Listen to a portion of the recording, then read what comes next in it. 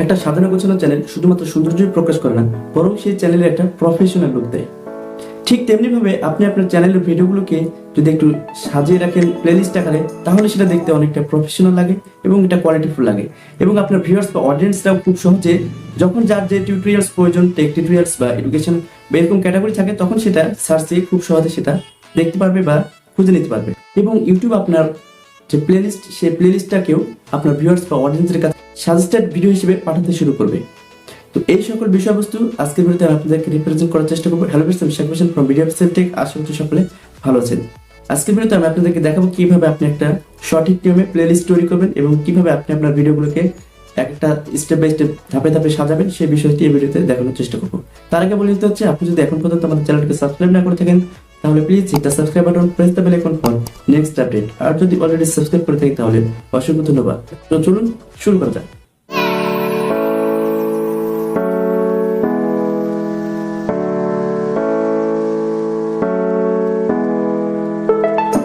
Alright viewers, এবার আপনাদের যে কাজটি করতে হবে, সরাসরি ইউটিউব অ্যাপসটা ওপেন করতে হবে।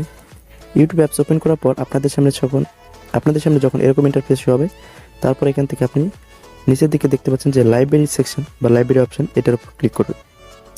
এটার উপর ক্লিক করার পর যখন আপনার সামনে ঠিক ম্যানুয়ালি এরকম ইন্টারফেস হবে, এরকম ইন্টারফেস হওয়ার পর এখান থেকে দেখতে পাচ্ছেন যে প্লেলিস্ট, নিউ প্লেলিস্ট। তো এখানে জাস্ট আপনাকে প্লাস বাটনের উপর এখান থেকে প্লেলিস্টের উপর ক্লিক করতে হবে।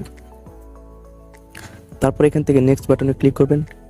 ক্লিক করার পর এখান থেকে আপনি যে প্লেলিস্টের নাম দিতে চাচ্ছেন বা যে নেম দিয়ে একটা প্লেলিস্ট তৈরি করতে যাচ্ছেন, সেই নেমটা এখানে দিয়ে দেবেন। তো সাপোজ আমি এখানে এক্সাম্পল হিসেবে মেক মানি অনলাইন, এই নেমটা দিয়ে একটা প্লেলিস্ট তৈরি করতে চাচ্ছি। তো সিম্পলভাবে আমি সেই নেমটা এখানে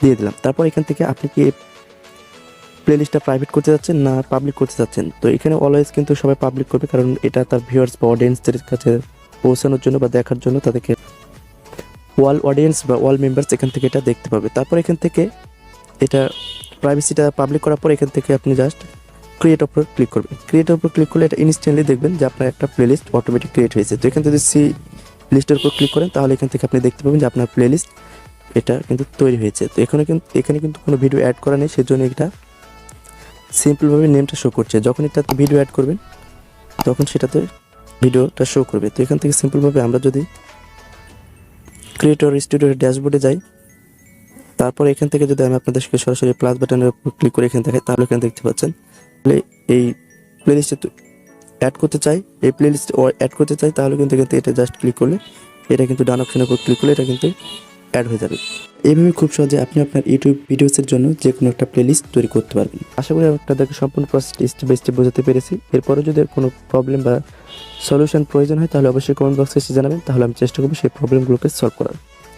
ভিডিওটি কেমন লাগলো অবশ্যই কমেন্ট বক্সে এসে জানাবেন। আর এরকম ইন্টারেস্টিং টিউটোরিয়ালসগুলো পাওয়ার জন্য অবশ্যই চ্যানেলটি সাবস্ক্রাইব করে আমাদের সাথেই থাকবেন। এতক্ষণ সাথে থাকার জন্য অসংখ্য ধন্যবাদ। খুদা হাফেজ।